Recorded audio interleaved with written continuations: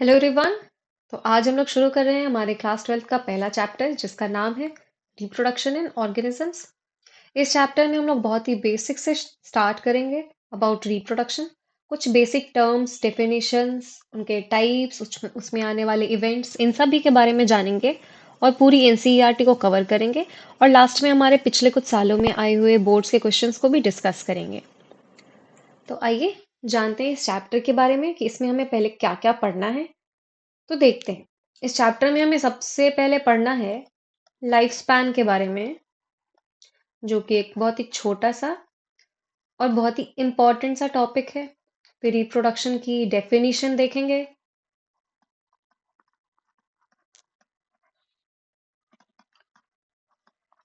फिर उसके टाइप्स देखेंगे। उन टाइप्स के अंदर आने वाले इवेंट्स के बारे में देखेंगे और उसके एग्जाम्पल्स के बारे में देखेंगे।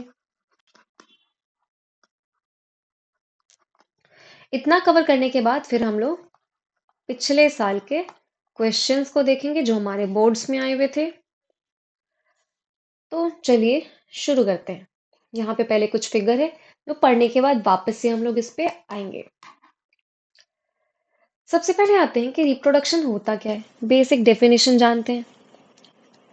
री और प्रोडक्शन, दोबारा से प्रोड्यूस करना, इसी को तो रिप्रोडक्शन कहते हैं। और प्रोड्यूस क्या करना है? ऑफस्प्रिंग। तो रिप्रोडक्शन एक ऐसा बायोलॉजिकल प्रोसेस है जिसके थ्रू कोई भी लिविंग ऑर्गेनिज्म अपने जैसे ही ऑफस्प्रिंग्स बनाता है। ये ऐसा होता क्यों है? क्यों करना है? इसकी इंपॉर्टेंस क्या है? इसकी इंपॉर्टेंस ये है कि ये स्पीशीज के कंटिन्यूएशन में बहुत हेल्प करता है। क्यों? क्योंकि हर एक जो इंडिविजुअल है उसकी तो डेथ हो जाती है ना after a certain period of time. Birth होती है, फिर ग्रो करता है, ग्रोथ होती है, and then eventually they die, death हो जाती है। अब हर इंडिविजुअल की डेथ होने के बावजूद हर एक स्पीशीज मिलियंस ऑफ ईयर्स तक कंटिन्यू करते हैं। ऐसा इसलिए हो पाता है क्योंकि before death, after the growth period, reproductive period आता है जिसमें हर एक इंडिविजुअल रिप्रोड्यूस करता है और रिप्रोड्यूस करके अपने ही जैसे ऑफस्प्रिंग्स बनाता है, प्रोड्यूस करता है। और फर्दर यही सिलसिला चलता रहता है और एक स्पीशी मिलियंस ऑफ ईयर्स तक कंटिन्यू करती है। तो ये है इसकी इम्पोर्टेंस। इसके आगे जेनेटिक वेरिएशन और इवोल्यूशन की जो बातें हैं ये हम लोग आगे के चैप्टर्स में देखेंगे। रिप्रोडक्शन के टाइप्स कितने हैं? दो टाइप्स हैं। किस बेसिस पे डिवाइड किए जाते हैं ये हम आगे जानेंगे। दो टाइप है, एसेक्सुअल और सेक्सुअल। लोअर ऑर्गेनिजम्स में मेनली एसेक्सुअल और रिप्रोडक्शन होता है और सेक्सुअल हायर ऑर्गेनिजम्स में।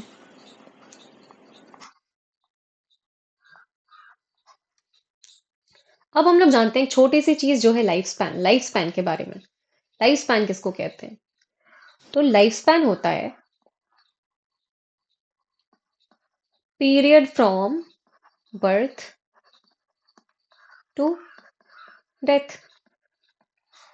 बर्थ से डेथ तक के पीरियड को हम लोग लाइफ स्पैन कहते हैं।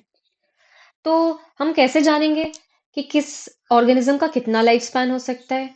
तो अब ये बहुत ही वैरी करता है। ये किसी भी ऑर्गेनिज्म का जरूरी नहीं है कि दो अगर ऑर्गेनिज्म के सेम साइजेस हैं तो उनका लाइफ स्पैन सेम होगा। कितना जी रहा है वो होता है लाइफ स्पैन। और लाइफ स्पैन वैरी कर सकता है। कुछ ऑर्गेनिजम्स का हो सकता है सिर्फ कुछ दिनों का लाइफ स्पैन होता हो, और कुछ ऑर्गेनिजम्स का हो सकता है कि ये काफी सालों का, ईयर्स, हंड्रेड्स ऑफ ईयर्स तक जा सकता है। तो जो ये हमारा लाइफ स्पैन है, it varies varies from a few days to a few hundred years.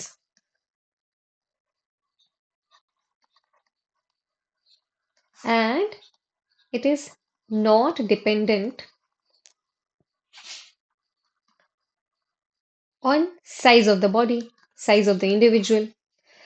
इसके बारे में हमारी एनसीईआरटी कहती है एक बहुत ही प्यारा सा एग्जाम्पल, जो कि क्रो और पैरट का है। देखो, क्रो और पैरट का साइज काफी सिमिलर है, लेकिन इन दोनों के लाइफ स्पैन में बहुत डिफरेंस है। ये सिर्फ 15 ईयर्स, क्रो सिर्फ 15 ईयर्स जीता है और पैरट 140 ईयर्स। और इनका लाइफ स्पैन बहुत वैरी करता है, लाइफ स्पैन बहुत ही डिफरेंट है। तो जो लाइफ स्पैन है उसका बॉडी साइज से कोई लेना देना नहीं होता है। ये एनसीईआरटी के जितने फिगर में जितनी भी चीजें इस टेबल में उन सबका लाइफ स्पैन दे रखा है। Elephant 60 to 90 years, rose plant 5 to 7 years, dog 20 to 50 years, butterfly सिर्फ 1 से 2 हफ्ते के लिए जीती है, crow 15 years, banana tree 25 years, cow 20 to 25 years, parrot 140 years, crocodile 60 years, horse भी 60 years, fruit fly 30 days, again rice plant 3 to 4 months, tortoise 100 to 150 years, banyan tree 200 to 300 years और कभी कभी तो even up to 500 years एक banyan tree जी सकता है। तो life span बहुत ही ज्यादा वेरिएबल होता है। ये बॉडी साइज पे बिल्कुल भी डिपेंड नहीं करता है और एक लाइफ स्पैन में हर ऑर्गेनिज्म रिप्रोड्यूस करता है और अपनी स्पीशीज को कंटिन्यू करता है। तो ये थी इतनी बात हमारे लाइफ स्पैन के बारे में, बहुत ही इंपॉर्टेंट। अब जानते हैं रिप्रोडक्शन के पहले टाइप के बारे में, जो कि है एसेक्सुअल रिप्रोडक्शन। एसेक्सुअल रिप्रोडक्शन में गेमिट्स इन्वॉल्व नहीं होते। अभी ये गेमिट्स क्या है इसके बारे में हम आगे जानेंगे। गेमिट्स इन्वॉल्व नहीं होते, इसमें सिर्फ एक सिंगल पेरेंट इन्वॉल्व होता है, ओनली वन पेरेंट, जिसको हम मोनोपेरेंटल भी कह सकते हैं। सिंगल पेरेंट इन्वॉल्व है तो जेनेटिकली आइडेंटिकल है एंड मॉर्फोलॉजिकली भी सेम है, मतलब सेम दिखेंगे।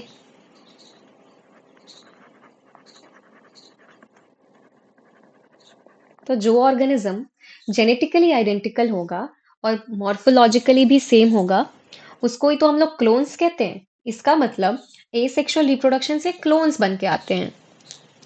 अब कुछ जो लोअर ऑर्गेनिजम्स हैं जिनमें, जैसे कि कुछ यूनिसेलुलर ऑर्गेनिजम्स जो हैं जिनके अंदर सिर्फ एक सेल है, उनके अंदर सेल डिवीजन हो करके दो डॉटर सेल्स बनती हैं।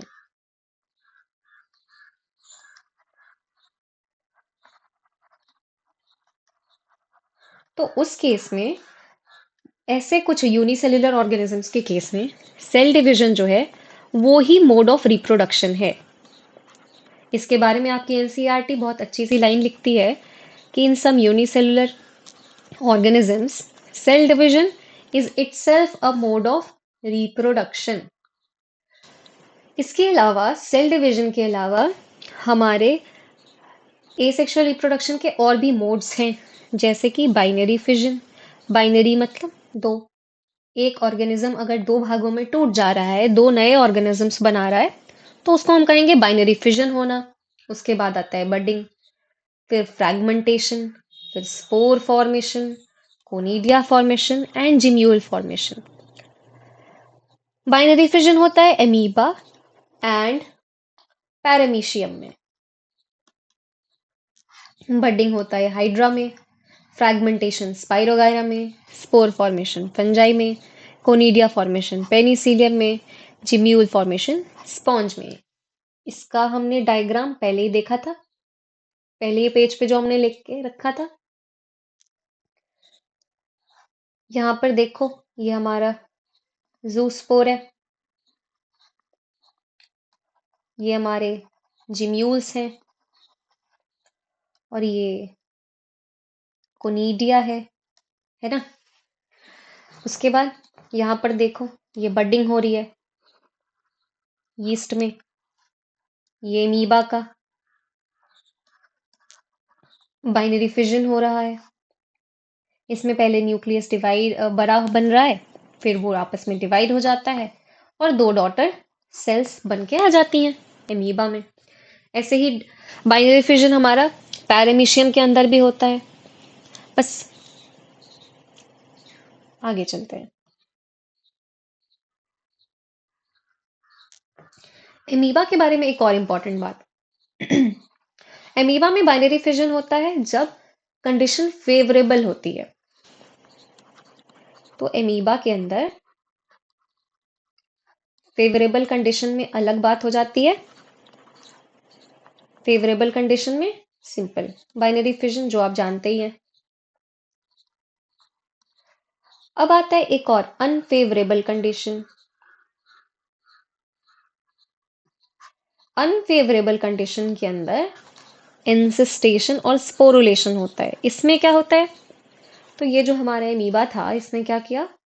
अपने स्यूडोपोडिया को विड्रॉ कर लिया और गोल बन गया, और इसके ऊपर 3 लेयर की प्रोटेक्शन आ जाती है। अनफेवरेबल कंडीशन में उसको प्रोटेक्शन चाहिए होगा ना, तो 3 प्रोटेक्टिव लेयर्स बन जाती हैं, जिनको सिस्ट बोला जाता है, और इसी प्रोसेस को इंसिस्टेशन कहते हैं।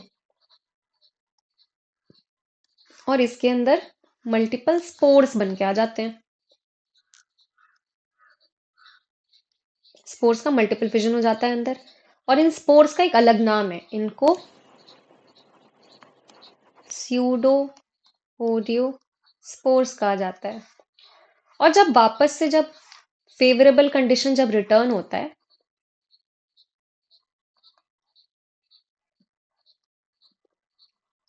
तो उस केस में ये स्पोर्स बाहर आ जाते हैं, ऐसे बाहर आ जाते हैं, और इसी प्रोसेस को स्पोरुलेशन कहते हैं। ये सिस्ट पहले टूट जाता है और स्पोर्स बाहर आ जाते हैं, और यही हो जाता है स्पोरुलेशन। तो कंफ्यूज नहीं होना है। अमीबा में फेवरेबल कंडीशन के अंदर बाइनरी फिजन, और अनफेवरेबल कंडीशन के अंदर इंसिस्टेशन और स्पोरुलेशन होता है। वेरी इंपॉर्टेंट, याद रखना है इसको। अब हम लोग आगे चलते हैं, कुछ और भी एग्जांपल्स एसेक्सुअल रिप्रोडक्शन के। अब आ जाते हैं हम लोग कुछ वेजिटेटिव प्रोपेगेशन के अंदर। वेजिटेटिव प्रोपेगेशन में क्या होता है? तो कुछ प्लांट्स में कुछ ऐसे ऑर्गन्स होते हैं जो अपने आप में ही पूरा का पूरा प्लांट्स बना सकते हैं। उनको हम लोग प्रोपेग्यूल्स कहते हैं, या वेजिटेटिव प्रोपेग्यूल्स। ये प्रोपेग्यूल्स क्या क्या होते हैं? ये प्रोपेग्यूल्स आइज होते हैं, बल्बिल होते हैं, ऑफसेट होते हैं, राइजोम होते हैं, और लीव बड होते हैं। इन सब का फिगर आपकी एनसीईआरटी ने बना रखा है। जैसे आपकी पटेटो के केस में एक आई है। अब एक आई में एक पटेटो में जैसे ढेर सारे आईज होते हैं। जैसे अगर ये आपका पटेटो है, इसमें आपको दिखेगा एक आई, मल्टीपल आईज होते हैं। इनको जब ग्रो कराना होता है तो ऐसे कट करके इनको 3-4 जगह प्लांट कर सकते हैं, और हर एक आई से एक पटेटो का जन्म हो जाएगा। एक पटेटो प्लांट का इनफैक्ट जन्म हो जाएगा। एक प्लांट में बहुत सारे पटेटोज होंगे। तो एक आई जो है, सिर्फ एक आई से पूरी की पूरी प्लांट बॉडी ने जन्म ले लिया। इसी को कहते हैं प्रोपेग्यूल। और अगावी के केस में बल्बिल होता है, इकॉर्निया के केस में ऑफसेट होता है, जिंजर में राइजोम होता है, ब्रायोफाइलम में लीफ बड होता है। इकॉर्निया के बारे में एक इंपॉर्टेंट बात, इसको वाटर हाइसिंथ भी कहते हैं। वाटर हाइसिंथ को टेरर ऑफ बंगाल भी कहते हैं। टेरर ऑफ बंगाल क्यों? क्योंकि इकॉर्निया जो है, उसके लीव्स बहुत ही सुंदर शेप के थे। ये यहाँ का नेटिव प्लांट नहीं था। क्योंकि इसके लीव्स बहुत ही सुंदर शेप के थे, इसीलिए इनको लाया गया। साथ ही इनके फ्लावर्स का जो कलर है, वो बड़ा ही प्यारा सा लैवेंडर कलर का फ्लावर होता है, उसको भी लाया गया। तो यहाँ पे इसके नेचुरल प्रिडेटर्स नहीं थे जो इसको खा जाते, मार देते। तो इनका ग्रोथ बहुत ज्यादा हो गया, ये बहुत ज्यादा ही फैलने लग गए।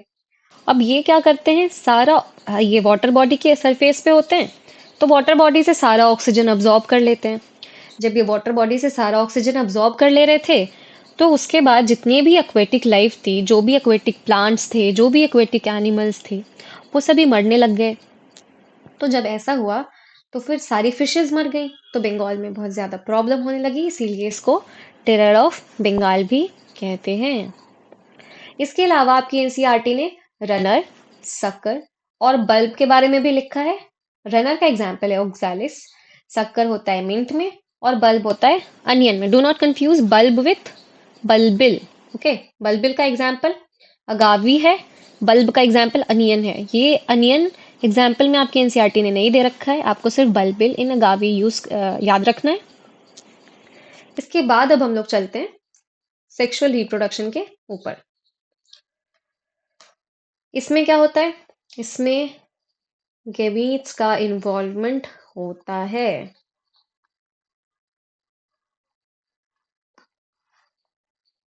इसमें दो पेरेंट्स का इन्वॉल्वमेंट होता है।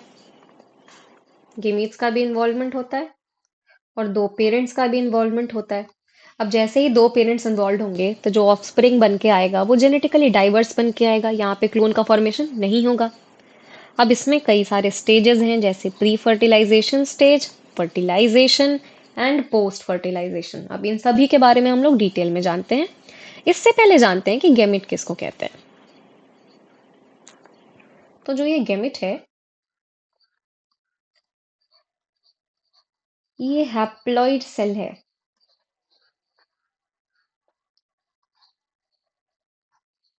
जो कि रिप्रोडक्शन में यूज होता है। हैप्लॉइड सेल क्यों कहते हैं इसको? क्योंकि इसके अंदर क्रोमोसोम का नंबर हाफ होता है।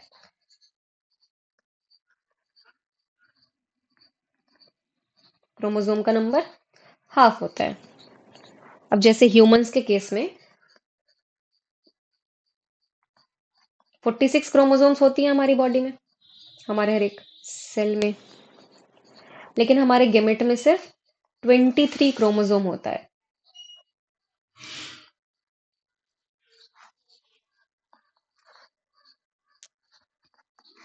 अब देखो, इसके बारे में एक इंपॉर्टेंट बात यह है कि गेमेट का फॉर्मेशन कैसे होता है, गेमेटोजेनेसिस करके, जिसके बारे में आगे जानेंगे। अब ये डिपेंड करता है इसमें कौन सा सेल डिवीजन होना है, ये डिपेंड करता है पेरेंटल बॉडी कैसी है। अब जैसे मोनेरा है, लोअर ऑर्गेनिजम्स जो भी है, मोनेरा, फंजाई, ब्रायोफाइटा और एल्गी, इन सभी में, इन सभी की जो बॉडी है, इन सब की पेरेंटल बॉडी जो है वो एन है, वो खुद ही पहले ही हैप्लॉइड है। तो जब हैप्लॉइड बॉडी है ऑलरेडी, तो उसको अगर गेमेट बनाना है तो गेमेट में भी एन होगा, तो वो माइटोसिस करेगी ना। हैप्लॉइड बॉडी जो भी है, पेरेंटल बॉडी अगर हैप्लॉइड है तो वो माइटोसिस करके गेमेट बनाएगी। अगर पेरेंटल बॉडी में already half number of chromosomes हैं, दैट इज एन, तो वो माइटोसिस करके गेमेट का फॉर्मेशन करेगी। लेकिन जो हायर ऑर्गेनिजम्स हैं, जैसे कि टेरिडोफाइटा, जिम्नोस्पर्म्स, एंजियोस्पर्म्स और mostly animals, pteridophytes, gymnosperms, angiosperms and animals, इन सब के केस में क्या है, जो पेरेंटल बॉडी है ये 2n है, ये डिप्लॉयड है। इनके केस में पेरेंटल बॉडी भी हैप्लॉइड थी और गेमिट भी हैप्लॉइड बनाना था, तो माइटोसिस कराया गया। इनके केस में जब पेरेंटल बॉडी डिप्लॉयड है लेकिन गेमिट तो हैप्लॉइड बनाना है, तो इस केस में मियोसिस होगा। क्यों? क्योंकि मियोसिस को ही हम लोग रिडक्शनल डिवीजन भी कहते हैं। रिडक्शनल डिवीजन क्यों? मियोसिस को हम रिडक्शनल डिवीजन कहते हैं। क्यों? क्योंकि इसमें क्रोमोसोम नंबर हाफ हो जाता है, हाफ्ड हो जाता है। तो अब आते हैं फर्दर हम लोग प्री फर्टिलाइजेशन इवेंट्स के ऊपर। प्री फर्टिलाइजेशन इवेंट्स मतलब फर्टिलाइजेशन से पहले क्या होगा। फर्टिलाइजेशन से पहले गेमिट का फॉर्मेशन होगा, जिसको गेमेटोजेनेसिस का नाम देते हैं, और गेमेटिक ट्रांसफर होगा। गेमेटिक ट्रांसफर मतलब दोनों गेमिट्स को क्लोज लाना, gametogenesis and gametic transfer. Gametogenesis में क्या होगा? अब जैसे देखो कैसे कैसे गेमेट्स का फॉर्मेशन हो सकता है। जो एक जैसे दिखते हैं वैसे वाले गेमेट्स का भी फॉर्मेशन हो सकता है, जैसे इस डायग्राम में हम लोग देख सकते हैं।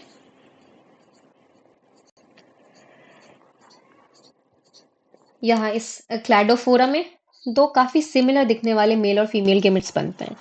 इनको आइसोगेमेट्स या होमोगेमेट्स भी कहते हैं।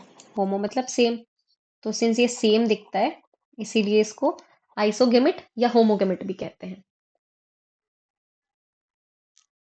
उसके बाद यहाँ पर देखो, इसमें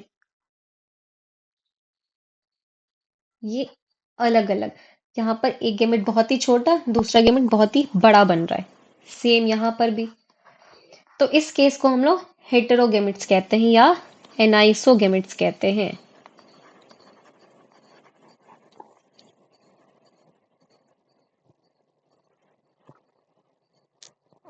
इसके बाद आते हैं हमारे पास, अब कुछ कुछ जो ऑर्गेनिजम्स हैं जहां पर कुछ एक ही बॉडी में मेल गेमेट और फीमेल गेमेट दोनों ही फॉर्म कर जाते हैं। अगर किसी बॉडी में मेल और फीमेल गेमेट दोनों ही हो जाता है, उसको हम मोनोएशियस कहेंगे। मोनो का मतलब वन और ईशियस का मतलब बॉडी। तो अगर एक ही बॉडी में बोथ गेमेट्स का फॉर्मेशन हो रहा है, यानी बोथ सेक्स ऑर्गन्स हैं, बोथ ही गेमेट्स का फॉर्मेशन हो रहा है, उसको मोनोइशियस कहेंगे या बाइसेक्सुअल कहेंगे। डायोइशियस कैसे कहेंगे? अगर दो अलग अलग बॉडीज पे मेल और फीमेल गेमेट्स लगा है तो उसको हम लोग डायोइशियस कहेंगे, या उसी को हम यूनिसेक्सुअल भी कहेंगे। यूनिसेक्सुअल का एग्जाम्पल क्या क्या है? पपाया है और डेट पाम है। इसके एग्जाम्पल में कोकोनट लिख लो या कुकुरबिट्स लिख लो। ठीक है, आगे चलते हैं। अच्छा, फ्लावरिंग प्लांट्स के केस में अगर बाइसेक्सुअल फ्लावर है तो उस पे स्टैमेन और पिस्टिल दोनों ही होगा।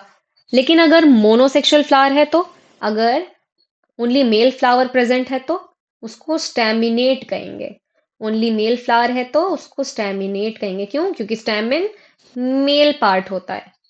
और अगर पिस्टिलेट है, इसका मतलब वो उस पे ओनली फीमेल फ्लावर लगेगा। ठीक है, चलो अब आ जाते हैं हम लोग फर्टिलाइजेशन के ऊपर।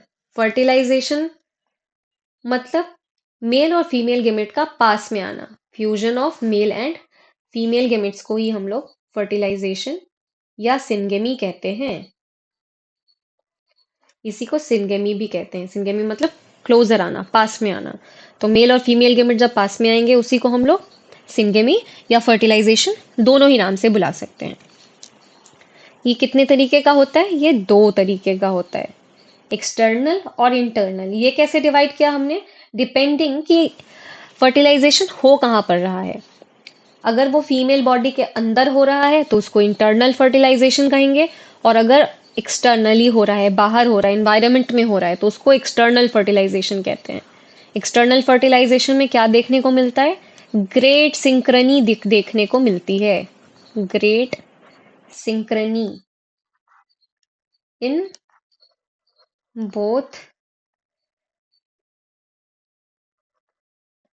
सेक्सेस। मेल और फीमेल दोनों के ही गेमेट्स के रिलीज में काफी सिंक्रनी होती है। इसका एग्जाम्पल में क्या आ जाएगा?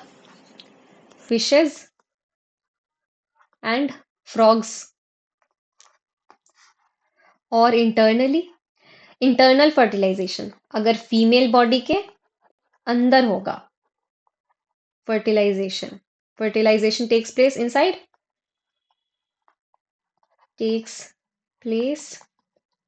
इनसाइड फीमेल बॉडी, तो उसको हम इंटरनल फर्टिलाइजेशन कहेंगे।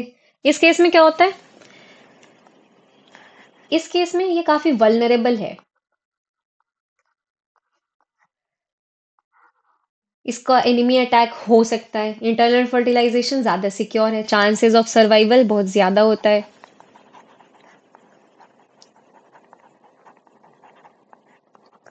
चांसेस ऑफ सर्वाइवल काफी हाई है इसके केस में। ये किस में होता है? एग्जाम्पल मैमल्स में, यहाँ पे एग्जाम्पल लिख रखा है। मैमल्स एंड फ्लावरिंग प्लांट्स में internal fertilisation, external fertilisation in fishes and frogs. आगे चलते हैं। अब अगर जब फर्टिलाइजेशन हो गया, इसके बाद क्या होगा? इसके बाद होता है हमारा जाइगोट का फॉर्मेशन, उसके बाद एम्ब्रियोजेनेसिस। दो चीजें पढ़नी है। जाइगोट, जाइगोट किसको कहते हैं? जाइगोट कैसे बना? जब गेमिट्स का फ्यूजन हुआ। जब गेमिट्स फ्यूज कर गए तो उन्होंने जाइगोट बना लिया। तो गेमिट्स तो एन थे, दो गेमिट्स मिले हैं तो जाइगोट 2n होगा। और जाइगोट क्या होगा? सिंगल सेल होगा, एक ही सेल होगा। फर्दर इसमें सेल डिवीजन होना है आगे। अभी ये जाइगोट के बारे में इंपॉर्टेंट बात क्या है? जाइगोट को हम एक वाइटल लिंक कहते हैं। It is a vital link that ensures continuity of species। क्यों ऐसा क्यों कहते हैं? आपकी एनसीईआरटी बहुत ही क्लियरली एक बहुत ही अच्छा सा स्टेटमेंट लिखती है कि zygote is a vital link that ensures continuity of species. NCERT ऐसा इसलिए लिखती है क्योंकि जो पिछली जनरेशन थी उसने तो गेमेट्स बनाए, और जाइगोट तो सिंगल सेल्ड है, जाइगोट से फर्दर सेल डिवीजन होके अगला जनरेशन आना है, यानी ऑफस्प्रिंग्स आगे आने हैं। तो जो जाइगोट है उससे पहले पिछला जनरेशन था, और जाइगोट के बाद फर्दर सेल डिवीजन से अगला जनरेशन आना है, इसीलिए जाइगोट ही बीच में एक ऐसा लिंक है जो दोनों एक जनरेशन से दूसरे जनरेशन तक पहुंचा रहा है। इसीलिए जाइगोट को हम एक वाइटल लिंक कहते हैं that ensures the continuity of species. इसके बारे में और भी बातें जानते हैं। जाइगोट सिंगल सेल्ड है। इसके आगे क्या होगा इसमें? इसके आगे इसमें cell division and cell differentiation होना है।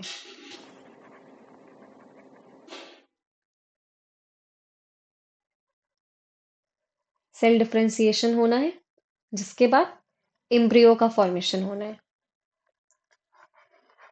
अब जो ये आगे जो एम्ब्रियो बनना है, ये कैसे होगा? सबसे पहले गेमिट्स थे, गेमिट्स फ्यूज हुए, फर्टिलाइजेशन हुआ, एक जाइगोट बना। उस जाइगोट में सेल डिवीजन होना शुरू हुआ। तो जब सेल डिवीजन हुआ और क्लस्टर ऑफ सेल्स बने, तो क्लस्टर ऑफ सेल्स ने क्या किया? अपने आप को स्पेशलाइज कर लिया, स्पेशलाइज्ड कर लिया उन्होंने अपने आप को, और अलग अलग ऑर्गन्स बनाने लगे। ठीक है, ऐसा ही अलग अलग ऑर्गन्स बनाने लगे, और इन सभी को मिला करके इन्होंने एक ऑर्गेनिज्म को फाइनली बनाया। तो फर्दर एम्ब्रियोजेनेसिस उसके बाद ही होती है। ठीक है, एम्ब्रियोजेनेसिस। एम्ब्रियोजेनेसिस का मतलब development of an embryo. Example, seed का फॉर्मेशन प्लांट्स में जो होगा, एनिमल्स में फीटल डेवलपमेंट, ये इसी का एग्जाम्पल है। इसके आगे हम लोग चलते हैं।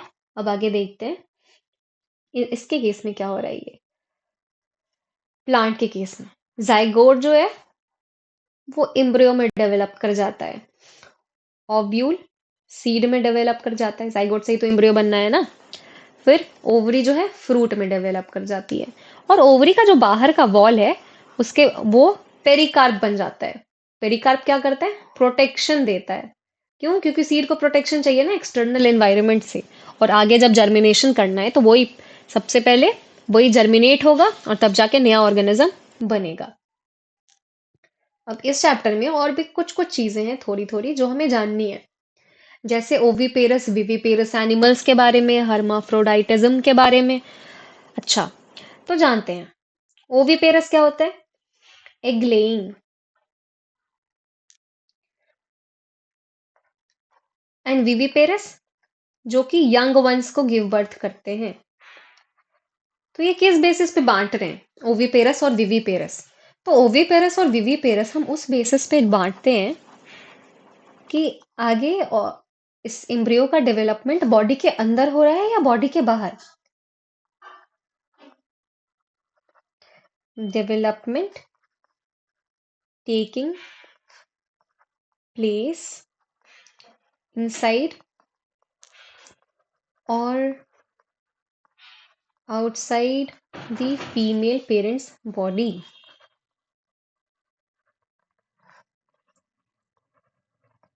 अगर फीमेल पेरेंट बॉडी के अंदर हो रहा है तो वो पूरा डेवलपमेंट का प्रोसेस होने के बाद यंग वंस की बर्थ होगी, और अगर पहले थोड़ा सा प्रोसेस अंदर होकर फिर उसके बाहर कैलकेरियस शेल दे करके बाहर उसको अगर ले कर देना है, एग को ले कर देना है सेफ एनवायरनमेंट में, तो वो ओवीपेरस होते हैं। ओवीपेरस के केस में क्या होता है? कैलकेरियस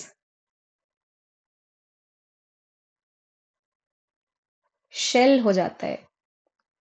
कैलकेरियस शेल पहले यंग वंस के ऊपर डेवलप हो जाता है, उनको सेफ स्पेस में, एनवायरनमेंट में एक सेफ स्पेस में ले किया जाता है। फिर कुछ टाइम का इंक्यूबेशन पीरियड आता है, और उस इंक्यूबेशन पीरियड के खत्म होने के बाद एग्स हैच करती हैं। एग्स हैच करती हैं और ऑर्गेनिज्म बाहर आता है।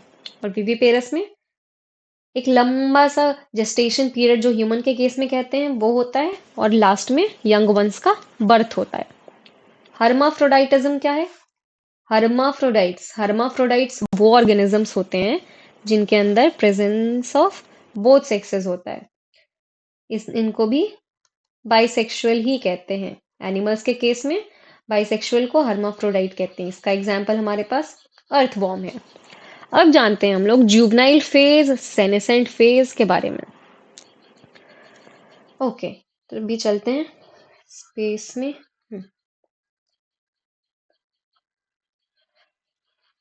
कोई भी ऑर्गेनिज्म जब जन्म लेता है और उसके बाद ग्रो करता है, तो बर्थ से लेकर के एक फेज आता है जिससे पहले वो रिप्रोडक्टिवली एक्टिव नहीं हो सकता।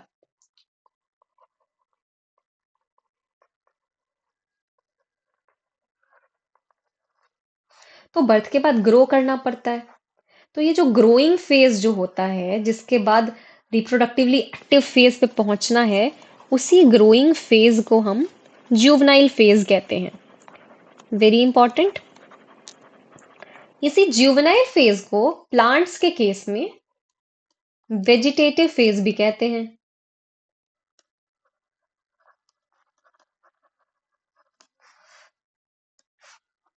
जुवेनाइल फेज, वेजिटेटिव फेज, मतलब phase of growth, growing phase कह सकते हैं इसको। बर्थ के बाद रिप्रोडक्टिवली एक्टिव होने के बीच में जो फेज आएगा उसी को हम लोग क्या कहेंगे? Juvenile phase. अच्छा, जुवेनाइल फेज आने के बाद क्या होगा? जब जुवेनाइल फेज आया उसके बाद रिप्रोडक्टिव फेज आएगा,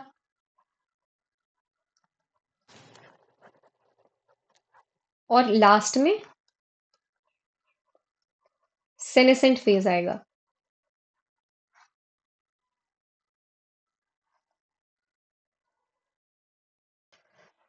तो यहाँ पर जुवेनाइल फेज के बाद रिप्रोडक्टिव फेज आएगा। ये एक सीक्वेंस है जो चलता है, पहले बर्थ, फिर ग्रोथ, और फिर रिप्रोडक्टिव फेज। तो ये जो ग्रोथ का पीरियड है जिसको हम जुवेनाइल फेज कहते हैं, उसके बाद रिप्रोडक्टिव फेज आता है। रिप्रोडक्टिव फेज को ही प्लांट्स के केस में वेजिटेटिव फेज कहते हैं। वेजिटेटिव फेज कहते हैं। After a period of time metabolism slow हो जाता है, और जिसके बाद रिप्रोडक्टिव फेज खत्म हो जाता है। उसी को कहते हैं हम लोग सेनेसेंट फेज, जब मेटाबॉलिज्म काफी लो हो जाता है और फर्दर इंडिविजुअल की डेथ हो जाती है। तो एक सीक्वेंस है, पहले जुवेनाइल फेज, देन रिप्रोडक्टिव या वेजिटेटिव फेज, और उसके बाद लास्ट में आता है senescent phase. A very important topic जिसको आपको याद रखना है। इसके बाद हम देखते हैं अनयूजुअल फ्लावरिंग फिनोमेना। इसके दो एग्जाम्पल्स हैं जो आपकी एनसीईआरटी लिखती है। एक तो बैम्बू का एग्जाम्पल है। बैम्बू में flowering only once in a lifetime होता है।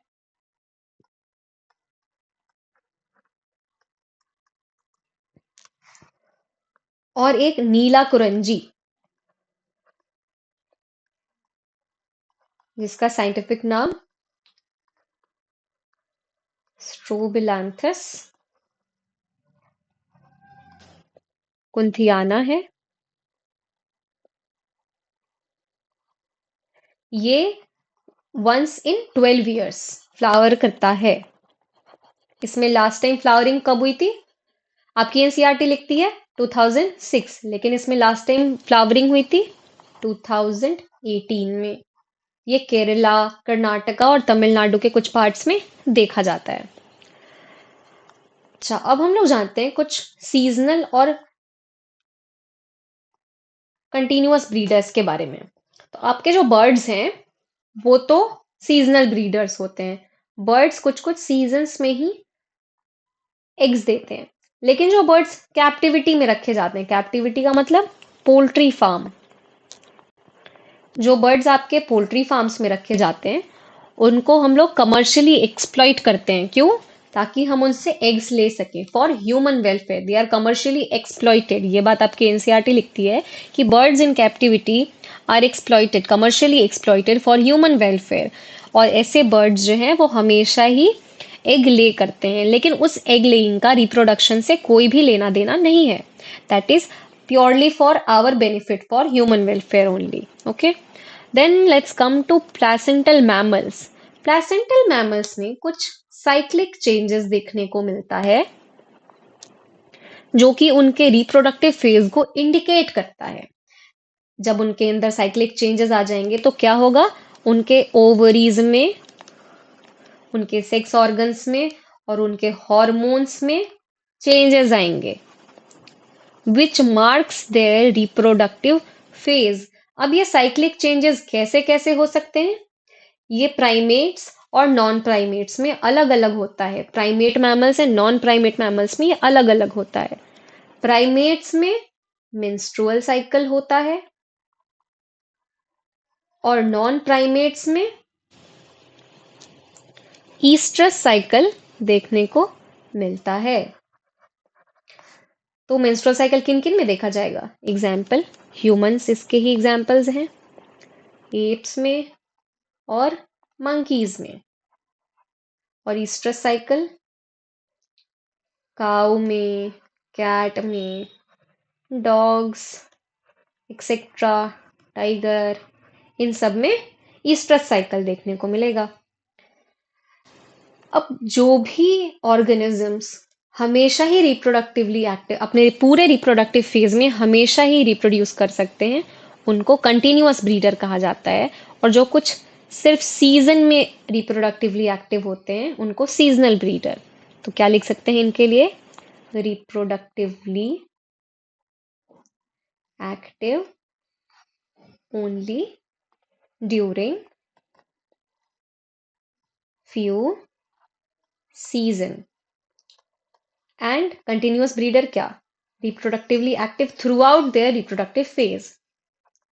Reproductively active throughout their reproductive phase, इनको कंटिन्यूअस ब्रीडर्स कहा जाता है। तो इतना जानने के बाद हमारा ये पूरा चैप्टर एक तरह से कंप्लीट हो गया है। तो अभी एक बार हम लोग रिवाइज कर लेते हैं कि हमने क्या क्या पढ़ा है इस पूरे चैप्टर में। तो हमने पहले पढ़ा कि सबसे पहले लाइफ स्पैन के बारे में। लाइफ स्पैन किसको कहते हैं, कोई भी ऑर्गेनिज्म जो पैदा हो रहा है तब से लेकर के जब उसकी डेथ हो रही है उसके बीच का जो टाइम पीरियड है उसी को हम लोग लाइफ स्पैन कहते हैं। लाइफ स्पैन साइज के साथ बिल्कुल भी डिपेंड नहीं करता। और लाइफ स्पैन जो है एक फ्यू डेज से लेकर के फ्यू हंड्रेड ईयर्स तक वैरी कर सकता है। अलग अलग ऑर्गेनिजम्स में अलग अलग लाइफ स्पैन हो सकता है। हर ऑर्गेनिज्म अपने लाइफ स्पैन में रिप्रोड्यूस करता है और रिप्रोड्यूस करके रिप्रोडक्शन कहते किसको थे, रिप्रोडक्शन कहते थे एक ऐसे बायोलॉजिकल प्रोसेस को जिसके थ्रू लिविंग ऑर्गेनिज्म अपने ही जैसे ऑफस्प्रिंग्स को जन्म देती है, similar to themselves.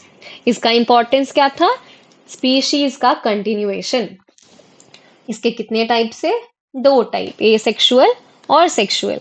Asexual reproduction में क्या क्या होता है, गेमेट्स इन्वॉल्व नहीं होते हैं, सिंगल पेरेंट इन्वॉल्व होता है, यूनिपेरेंटल बोल सकते हैं।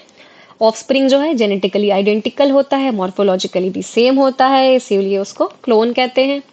ये पूरे यूनिसेलुलर और कुछ मल्टी सेलुलर ऑर्गेनिजम्स में देखा जाता है।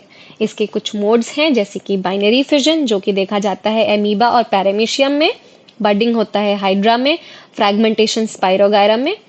उसके बाद जेम्यूल का फॉर्मेशन स्पॉन्ज में, कोनिडिया फॉर्मेशन पेनिसिलियम में। एमीबा के केस में हमने देखा कि कैसे अनफेवरेबल कंडीशन आने पर वो सिस्ट का फॉर्मेशन करती है और बाद में जब फेवरेबल कंडीशन रिटर्न होता है तो स्पोरुलेशन हो जाता है। इसके बाद हमने वेजिटेटिव प्रोपेगेशन के बारे में पढ़ा कि कैसे पटेटो का आई एक पूरे के पूरे पटेटो के प्लांट को बना सकता है। उसके बाद हमने देखा अगावी में बल्बिल होता है, इकॉर्निया में ऑफसेट होता है, इकॉर्निया को वाटर हाइसिंथ भी कहते हैं और उसी को हम लोग टेरर ऑफ बंगाल भी कहते हैं। जिंजर के केस में राइजोम होता है, ब्रायोफाइलम के केस में लीफ बड होता है। ब्रायोफाइलम में क्या होता है, जैसे ये ब्रायोफाइलम का एक लीफ है ना, तो इसके चारों ही साइड पे ऐसे बड्स लगे होते हैं और एक जो बड होता है वो ही एक पूरा बड पूरे के पूरे ब्रायोफाइलम को बना सकता है। तो ये जो ऐसे फीचर्स, जो ये कुछ ऑर्गन्स हैं जो एक पूरे के पूरे प्लांट को बना सकते हैं, उनको प्रोपेग्यूल्स कहते हैं या वेजिटेटिव प्रोपेग्यूल्स कहते हैं। आपकी एनसीईआरटी रनर, सकर और बल्ब के बारे में भी लिखती है। उसके बाद हम लोग आ गए थे सेक्सुअल रिप्रोडक्शन के ऊपर, जिसमें दो पेरेंट इन्वॉल्व होते हैं, यानी ये बाई पेरेंटल होता है। By parental. और इसमें गेमेट्स का भी इन्वॉल्वमेंट होता है। ऑफस्प्रिंग के जेनेटिकली डाइवर्स होते हैं और मॉर्फोलॉजिकली भी डाइवर्स होते हैं। इसमें तीन स्टेजेस होते हैं: प्री फर्टिलाइजेशन, फर्टिलाइजेशन और पोस्ट फर्टिलाइजेशन। अब हमने देखा कि गेमेटोजेनेसिस, जो गेमेट्स का बनना है, वो अलग अलग तरीकों से होता है। कैसे? डिप्लॉइड बॉडी अगर है तो मियोसिस करके गेमेट का फॉर्मेशन करती है, और अगर हैप्लॉइड बॉडी है तो वो माइटोसिस करके गेमेट का फॉर्मेशन करती है। हमने एग्जाम्पल्स देखा कि मोनेरा, फंजाई, एल्गे और ब्रायोफाइटा में माइटोसिस होकर के गेमेट का फॉर्मेशन होता है, क्योंकि इनकी बॉडी ऑलरेडी हैप्लॉइड है। टेरिडोफाइटा, जिम्नोस्पर्म, एंजियोस्पर्म और मोस्टली एनिमल्स में मियोसिस होता है, क्योंकि इनकी पेरेंटल बॉडी डिप्लॉइड है। तो डिप्लॉइड में मियोसिस होकर गेमेट का फॉर्मेशन होता है। इसके बाद हमने प्री फर्टिलाइजेशन इवेंट में देखा कि दो दो प्री फर्टिलाइजेशन इवेंट होते हैं: गेमेटोजेनेसिस और गेमेटिक ट्रांसफर। गेमेटोजेनेसिस यानी गेमेट्स का बनना, और गेमेटिक ट्रांसफर मतलब गेमेट्स का एक साथ आना। फिर हमने देखा मोनोइशियस और डायोइशियस के बारे में, उसके एग्जाम्पल्स देखे। फिर हमने इंटरनल और एक्सटर्नल फर्टिलाइजेशन देखा। एक्सटर्नल फर्टिलाइजेशन में क्या है? गेमेट्स बहुत ही लार्ज नंबर में प्रोड्यूस किए जाएंगे, दोनों ही गेमेट्स। और इंटरनल फर्टिलाइजेशन में क्या होता है? इंटरनल फर्टिलाइजेशन में मेल गेमेट मोटाइल होता है।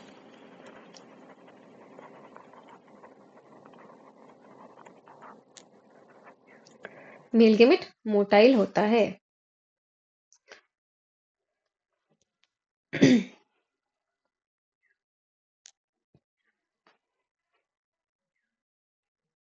अच्छा, in most of the cases क्या होता है कि फीमेल गेमेट जो होता है वो एक जगह रुकता है, और मेल गेमेट ही मोटाइल होता है। तो इसीलिए मेल गेमेट हमेशा बहुत ज्यादा लार्ज नंबर में प्रोड्यूस होते हैं। Male gametes produced in large numbers.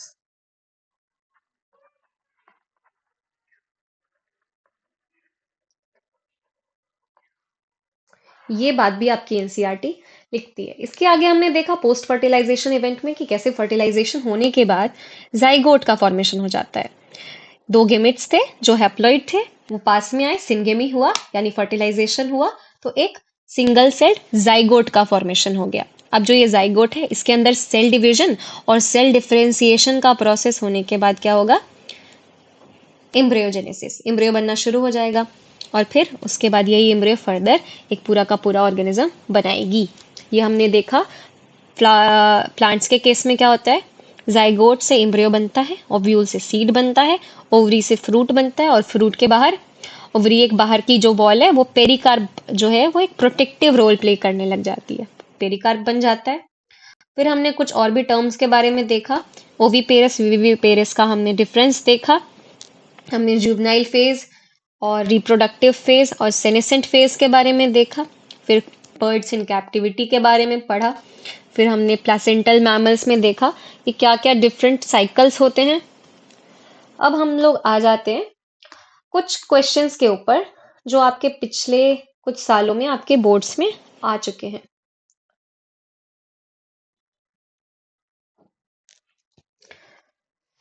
यहाँ आप इसका स्क्रीनशॉट ले सकते हैं, ताकि आपको इजी ताकि आप इसको और भी बाद में भी प्रैक्टिस कर सकें और याद रख सकें। अब देखो यहाँ पर मेंस्ट्रुअल साइकिल किन किन में होता है? ह्यूमंस में भी होता है, मंकी में भी होता है, चिंपैंजी में भी होता है। ये तीनों ही क्या है? प्राइमेट्स हैं। सब में होता है, मतलब ऑल ऑफ दीज। तो हम लोग इन सब में नहीं लगाएंगे टिक, सिर्फ only fourth option is correct. ये किसी ने गलती से लगा दिया है, दिस इज नॉट करेक्ट। उसके बाद बाइनरी फिजन किस में होता है? एमीबा और पैरामीशियम दोनों में होता है। तो both A and D, A and B. फिर process of formation of gamete को क्या कहते हैं? गेमेटोजेनेसिस आपने अभी अभी पढ़ लिया है। अगर ऑफस्प्रिंग एक सिंगल पेरेंट से बन रहा है तो फिर उसको क्या कहेंगे? Asexual reproduction. Number of chromosomes in human gamete बोल रहा है। ह्यूमन में तो 46 होता है, लेकिन गेमिट में आधा होता है, 23। फिर देखते हैं यहाँ पर ये एक क्वेश्चन है, इसका 4 ऑप्शन इधर पे है। एमीबा में, प्लाज्मोडियम में, वोटिसेला में या पैरामीशियम में। तो लॉन्गिट्यूडनल जो होता है एमीबा में होता है, पैरामीशियम में ट्रांसवर्स होता है, ट्रांसवर्स बाइनरी फिजन हो जाता है। अब यहाँ पर एक क्वेश्चन है जो सब्जेक्टिव है, ये 2 मार्क्स का क्वेश्चन है, इसको आपको बताना है। Explain asexual reproduction in an organism with the help of example. तो इसमें आप पहले एसेक्सुअल रिप्रोडक्शन का डेफिनेशन लिखेंगे कि एसेक्सुअल रिप्रोडक्शन किसको कहते हैं, उसके क्या क्या फीचर्स हैं, और उसके बाद उसमें कौन कौन सा मोड है, बाइनरी फिजन, बडिंग, और जो भी आपके इस स्लाइड में था वो सारा ही लिखना है आपको। ये आपको सारा ही लिखना है। पहले तो आप लिखोगे एसेक्सुअल रिप्रोडक्शन के बारे में, फिर उसके बाद ये सारे ही मोड्स आप लिखेंगे, binary fission, budding, fragmentation, spore formation, conidia, gemmule, सभी कुछ ही लिखेंगे आप। Further moving on, external fertilization किन में होता है, हमने अभी अभी देखा, फिश में होता है और रेप्टाइल्स में होता है, तो बोथ ए एंड बी हो जाएगा। उसके बाद इस क्वेश्चन पे आते हैं, in which of the following organism meiosis does not occur during gamete formation. Meiosis किस में नहीं होगा, तो मियोसिस किस में नहीं होगा, जिसमें डिप्लॉयड ऑर्गेनिज्म में मियोसिस होगा, ह्यूमन में मियोसिस होता है, चिंपैंजी में भी मियोसिस होता है क्योंकि ये भी डिप्लॉयड है। तो मियोसिस किस में नहीं होगा, ओनली हैप्लॉयड ऑर्गेनिज्म में नहीं होगा। अब इनमें से कौन कौन सा स्टेटमेंट इनकरेक्ट है, ovule develop into seed, reptile and bird are oviparous, earthworm is monoecious, gemule formation occurs in hydra। कौन कौन सा इसमें, कौन सा ऑप्शन हमारा गलत है बताना है इसमें। ovule develops into seed, this is correct। reptiles and birds are oviparous, ये भी करेक्ट है। earthworm is monoecious, ये भी करेक्ट है क्योंकि monoecious का मतलब सेम ही बॉडी में दोनों ही सेक्सेस का होना, मोनो मतलब वन, इशियस का मतलब बॉडी। तो अर्थवॉर्म में दोनों ही सेक्सेस प्रेजेंट होते हैं। जिम्यूल फॉर्मेशन अकर्स इन हाइड्रा, नहीं, जिम्यूल फॉर्मेशन तो स्पॉन्जेस में होता है, तो ये ऑप्शन इनकरेक्ट है। उसके बाद क्या है, विच of the following is not responsible for vegetative propagation of plant. इनमें से कौन सा वेजिटेटिव प्रोपिगेशन नहीं करता है, ऑफसेट तो करता है, बल्ब भी करता है, बल्ब होता है अनियन में, राइजोम होता है तुम्हारा जिंजर में, ऑफसेट होता है इकॉर्निया में, जिम्यूल तो स्पॉन्ज में होता है, ये नहीं होता। ठीक है, ये हो जाएगा।